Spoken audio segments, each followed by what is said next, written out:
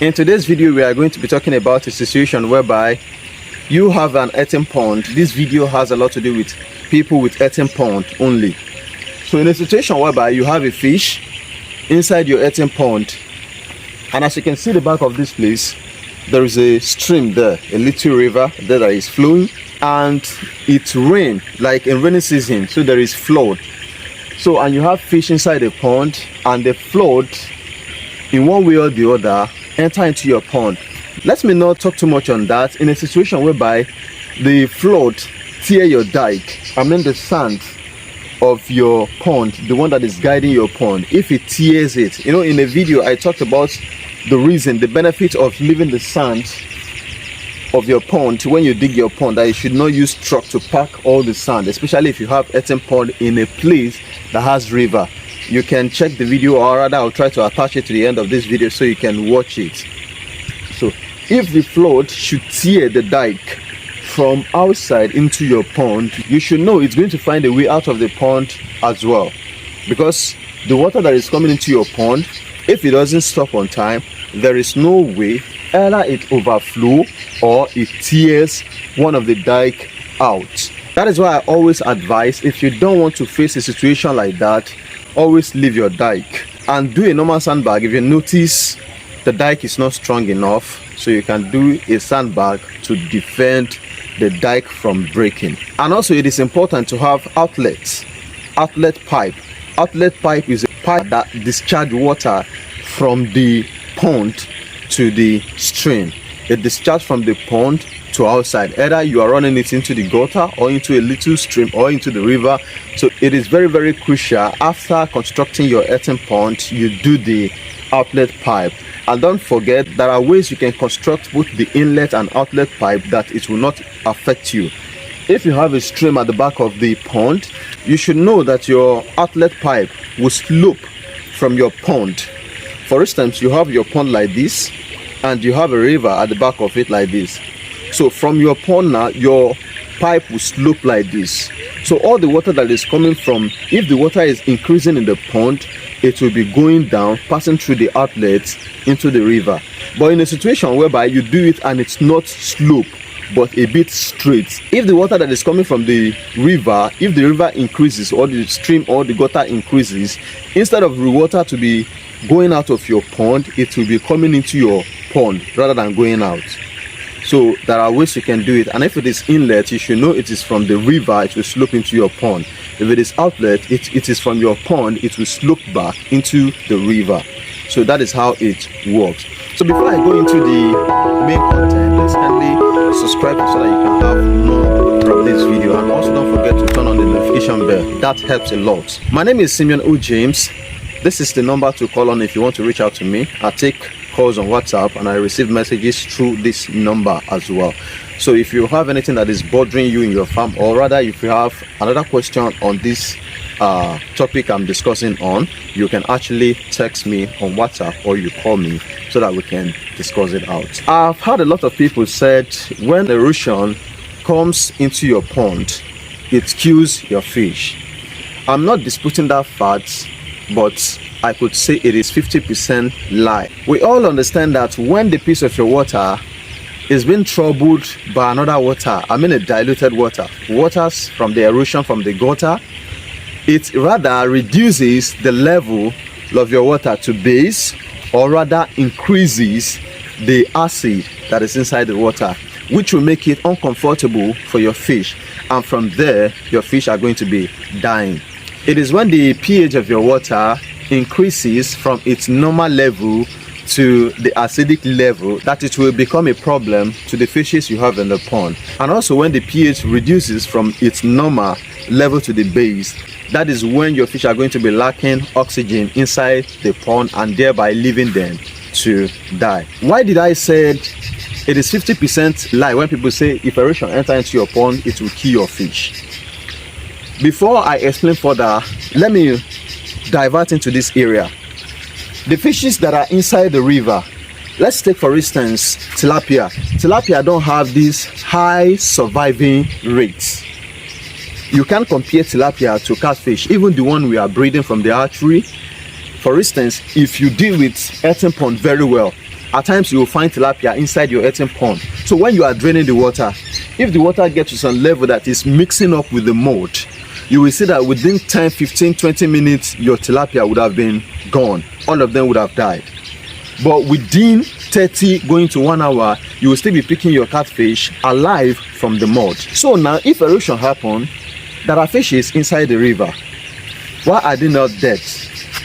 If we should say it is erosion that kills the fish that are inside the pond, why don't they die? I know majority of us have a stream at the back of our pond, and some of us have already gone to fishing. Like we've gone fishing before, maybe when we are in the village. Erosion happens, even in my area here. Once it happens, children will go to a nearby stream to hook, to catfish. So they will go fishing. So inside that erosion, they still catch numbers of fish and bring them home to eat. So my question is, if erosion truly kills fish, why is it that all of them still survive the erosion? That is the reason why I said it is 50% lie when people tell you that it is erosion that kills the fishes that are inside the pond. And number two ways this erosion kills your fish once it enters into your pond is when that erosion is mixed with chemicals. Maybe you have somebody that have an hectares or acres of farmland, and that person just sprayed the farm with chemicals, herbicide, and rain fell at that moment and it washed off all those things, and that water mistakenly enter into your pond. That is where you are going to be having issue. Or maybe there is an industry close to your area. The water you are taking in, or the erosion that comes near your pond, doesn't go there before, but because of the spread of the erosion, it go close to those places and wash off those chemicals, thereby taking it all together, entering into your pond. That is when your fish are going to be dying. If the erosions are not chemically polluted, there is no how it's going to kill your fish. And if you don't leave it for a longer time, there is no how it's going to kill your fish. If the water you are using in the pond is a normal water, it is not base and it is not acidic, it is normal, then you don't have issue. You don't need to panic when the erosion enters into your pond. So the best way is to refresh, change the water, and the water are going to be okay, except the water is chemically polluted. When erosion enters into your pond and there is no outlet nor inlet, that is when your fish are going to be dying. In what way? I explain further. If erosion enters into your pond, it will remain inside your pond. Now there is no outlet to take the erosion, I mean the dirty water, the polluted water that enter into your pond, out of the pond. And there is no inlet, maybe from the borehole or from a clean reservoir or a clean river, to wash up, to recycle the polluted water that entered into your pond. Talk less of taking the polluted water out. That is when your fish are going to be dying. How? Either you have your fish small or big. Once erosion enter into the pond and it remain without going out, the normal pH level of the water will increase to acidic. It will move from the normal to the acidic level. Now your fish that are inside the pond will still be troubling the peace of the water. Instead of the water to get calm, the polluted water will not sink. Everything will gradually clean up, right? But you have your fish inside the pond and they are swimming every day because it is their lifestyle, it is their way of living, it is how they live inside the water. They will still be troubling the peace of the water that is supposed to be calm. Instead of the water, the acidic level of the water, the polluted water, instead of it to get calm, they are swimming and still recycling it inside the water. So once they are disturbing the peace of that water that is supposed to calm, the acidic level won't go down nor increase. It will just be recycling inside the pond. They trouble it here, they trouble it there. The water won't get calm to the extent of getting cleaner.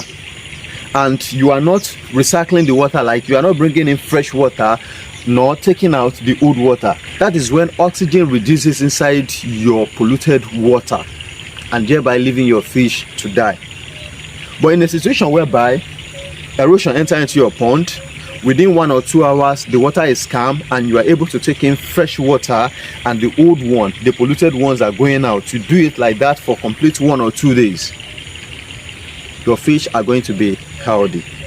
So your fish are not going to be dying. That is what you should understand about polluted water. What if erosion enter into my pond? What should I do? It is very, very simple. I've been talking about salt for a longer time, and I told you to check the volume of the water you have inside the pond before you apply your salt. So once you have erosion inside the pond, the first thing you need to do is find salt, a salt that will best suit the volume of the water you have inside the pond, so you can apply salt into it, leaving it for some time. So if you have the water to channel in and you also have an outlet pipe, then you are good to go. Once you treat it with salt, you can bring in new water. Your fish are going to survive. Or rather, if you have a borehole, you don't have a salt beside you, and things like this happened, let your outlet flow and bring in, pump in new water. Or rather, take your manual pumping machine, reduce the water a little bit, pump out a little bit of the water, maybe to half level, then apply new water and add little salt into the pond. Your fish are going to be healthy.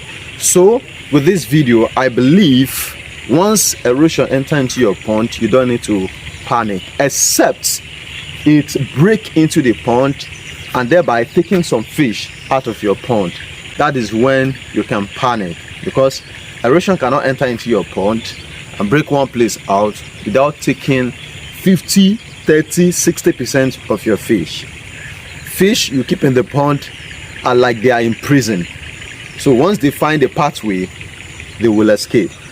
So that is that about that. My name is Simeon O. James. Like I told you, if you want to reach out to me, my WhatsApp line is active every day. So please don't forget to subscribe. If you love this video, please don't forget to hit the like button, and also don't forget to share. Thank you for watching. I appreciate it.